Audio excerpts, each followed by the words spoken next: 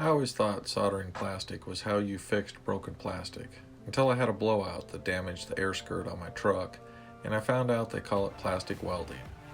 You can see from the pictures, the blowout was pretty bad, but luckily it only hurt the air skirt and nothing else.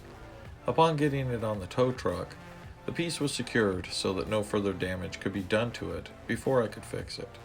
I purchased a plastic welding kit from Harbor Freight. It has a soldering stand to place the hot iron on when not in use, a wire mesh for added weld support, a wire brush to clean the area to be welded, some plastic strips that are used like solder would be used for metal welding, and a soldering iron.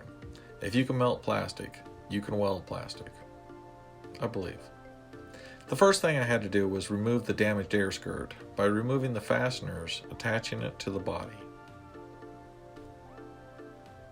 The damaged section needed to be cleaned before starting the plastic repair for better plastic adhesion. I could see the tear was along the seam and the painted areas are visible and too narrow for a large soldering tip, so only one side would be able to be welded. The pieces were placed together in the final desired position before I began welding. Plastic reinforcement was soldered along the undamaged seam for extra precaution. Plastic strips were melted along the whole of the seam, connecting the torn sections, and then the wire mesh was bent into an L shape and was added along with more plastic to reinforce both sides of the seam.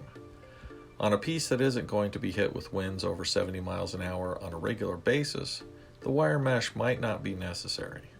On a piece that you don't want to repaint, be careful of the plastic temperature and allow it to cool if needed so that the heat doesn't damage the paint or deform the piece.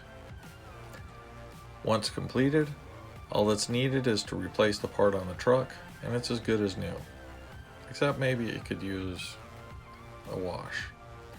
After 1 year and over 10,000 miles, the air skirt plastic weld is holding up great. Hope this helps.